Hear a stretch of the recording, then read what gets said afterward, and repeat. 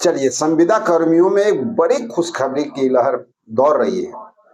लोग खुशियां मना रहे हैं।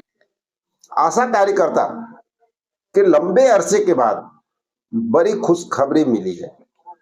तो पूरी जानकारी इस वीडियो में आप लोगों को मिलने जा रहा है। और साथ ही संख्याकी स्वयंसेवक की पद वापसी क्या हो रही, पूरी जानकारी आपको आज के वीडियो में मिलेगा।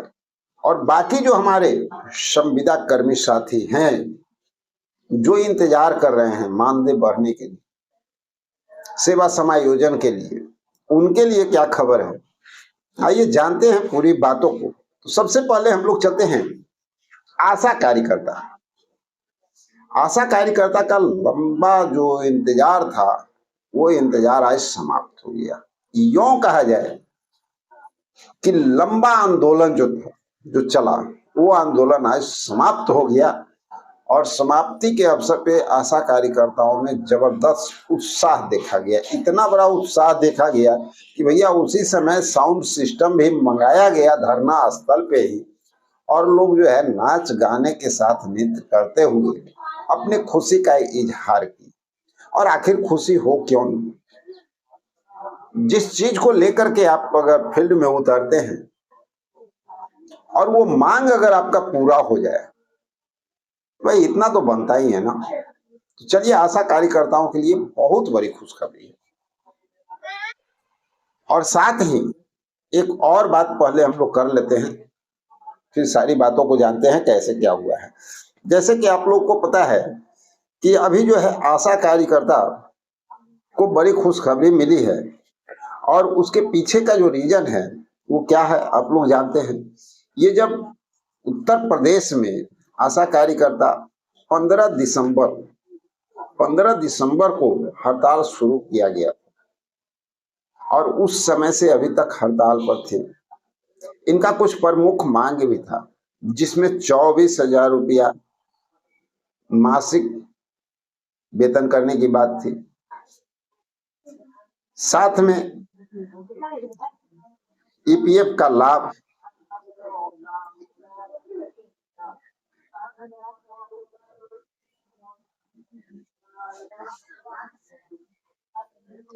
सरकारी कर्मचारी का दर्जा, ये सारी बातें थी इसमें। और सीएमओ का घेराव भी इस बीच में ये लोग किए थे।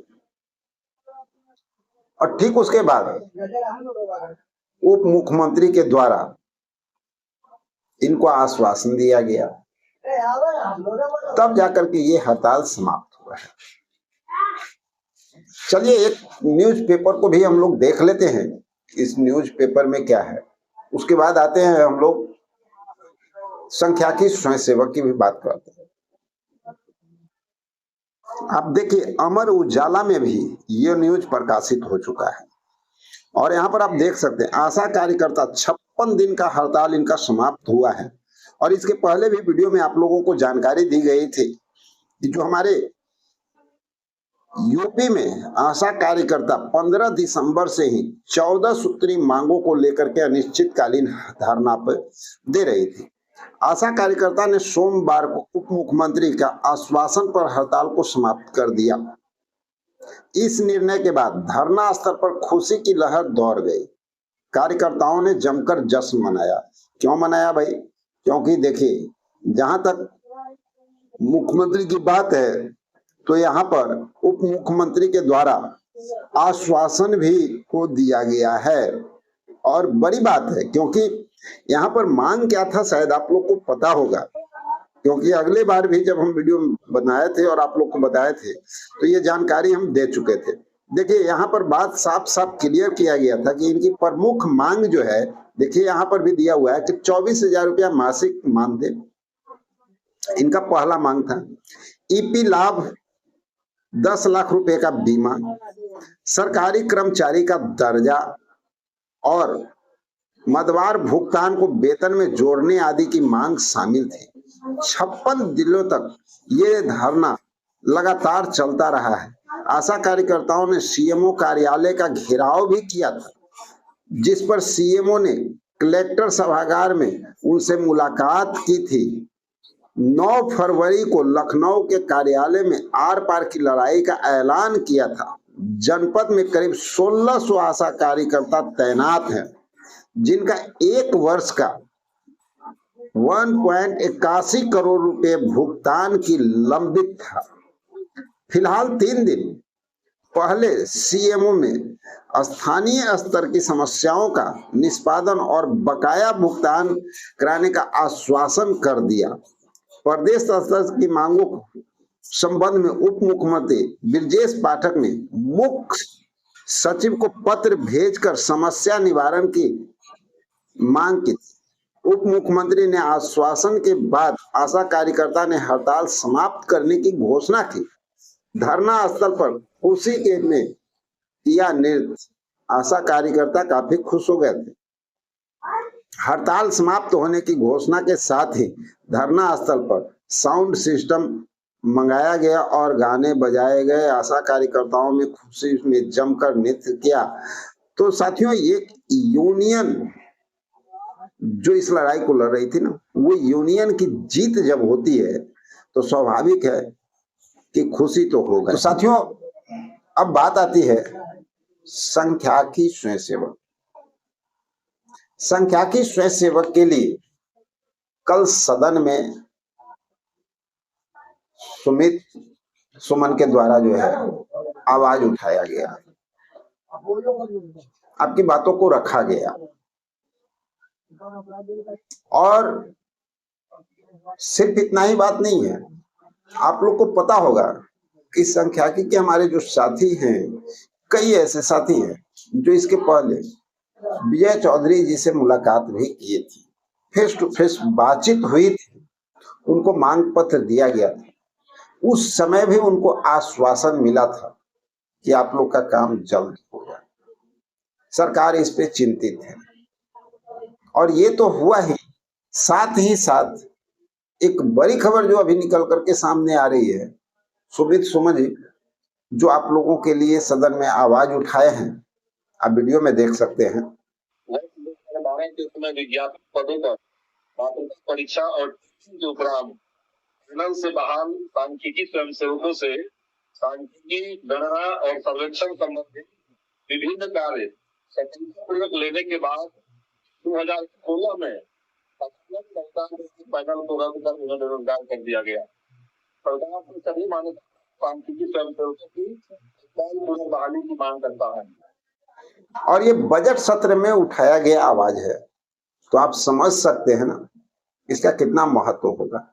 और इतना ही नहीं, अब संख्याकी स्वयंसेवकों को पद वापसी की उम्मीद काफी बढ़ चुका है।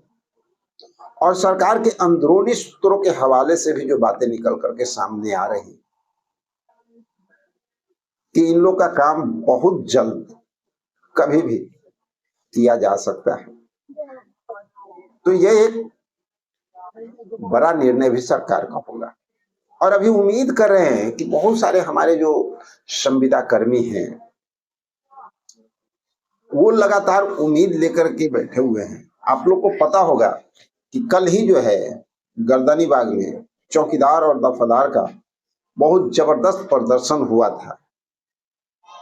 उन लोगों की भी उम्मीद बनी हुई है। इतना तो जान लीजिए, जो मेहनत करते हैं सफलता उन्हीं को मिलती है साथियों।